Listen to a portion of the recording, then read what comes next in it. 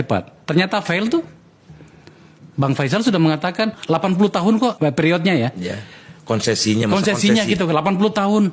Tadinya 40 tahun. 40 tahun. Artinya kan begini, pasti ada yang salah di sini. Cina berbisnis dengan caranya itu adalah satu hal. Tapi kan kita harus punya sikap dong. Makanya tadi judulnya itu adalah mereka yang terlalu hitungan atau kita yang agak blow on gitu. Coba deh cek di Bappenas. Ada nggak buku yang menganalisa tentang proyek ini? Ini proyek gede soalnya. Ini bukan proyek kecil. Wah, ini kan melalui Bappenas, Bang. Kemana bukunya? Enggak lewat Bappenas. Mana lewat Bappenas? Bukunya Ini bukan perencanaan Bappenas ini. Terus siapa yang merencanakannya? Titah Pak Jokowi. Itu titah Pak Jokowi. Oke. Tidak ada di Bappenas. Makanya di dalam doa kan ada itu. Ya Allah, masukkanlah aku dengan cara yang benar. Keluarkan pula aku dengan cara yang benar. Cara masuknya udah nggak benar, jadi keluarnya juga susah. Tunggu dulu, Bang. Kita tidak bisa melihatnya hanya sesimpel itu. Di pikirannya Pak Jokowi mungkin ya, di pikiran Pak Jokowi bahwa sebuah bangsa yang seperti kita belum memiliki teknologi dan akses kereta cepat di mana seharusnya kita memilikinya, maka itu harus diadakan. Itu satu hal. Tapi bagaimana perencanaannya, menurut saya kan tidak fair juga kalau kemudian presiden yang harus menghitung berapa investasi segala macam. Ada pembantunya kan? Tapi Pak Jokowi kan pernah membatalkan juga. Proyek ini dibatalkan tadinya 2015. Oke. 2015 dibatalkan, jadi ditolak yang namanya FS Feasibility Study dari Jepang maupun dari China. Tapi dalam beberapa hari China itu merevisi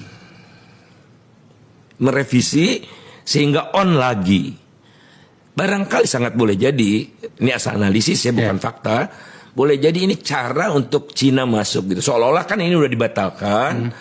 Lantas dalam waktu beberapa hari China sigap gitu keluar dengan rencana yang komprehensif itu di akhir atau pertengahan September 2015 itu yang diterima. Jadi barangkali itu cara aja untuk menyingkirkan Jepang. Oh, itu satu hal. Oke, itu kita bisa membaca pergerakan dari kerjasama itu. Tapi kan lagi-lagi apa fair kalau kemudian kita serahkan semua kepada presiden, lawang ada pembantunya. Kalau saya boleh bertanya bahasanya seperti ini, Bang. Siapa sebenarnya yang paling bertanggung jawab di sini selain presiden ya? Karena dia adalah pengambil keputusan tertinggi. Siapa yang paling bertanggung jawab dengan semua ini hingga kemudian kita harus membayar sampai 80 tahun ke depan nantinya untuk kembali modal? Ini kan ada rilis dari istana. Oke. Lantas press conference oleh Menko Perekonomian Pak Darmin. Kenapa dibatalkan? Karena jaraknya terlalu pendek. Itu kan jaraknya terlalu pendek.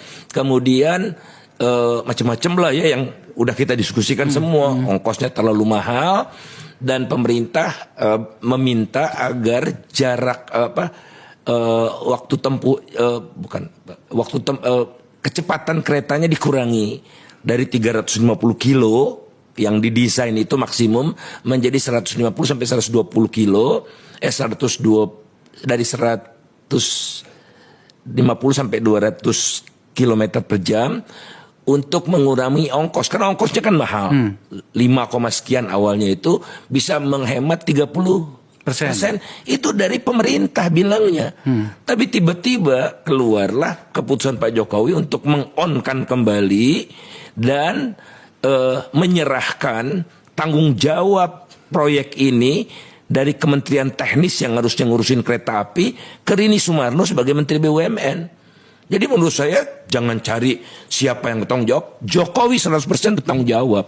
Terlepas dari siapa yang membisikkan. Ini penting nih. Satu lagi barangkali kenapa alasan Pak Jokowi waktu itu, saya waktu ke China karena pada bulan Maret 2015 Pak Jokowi itu ke Jepang dan ke China.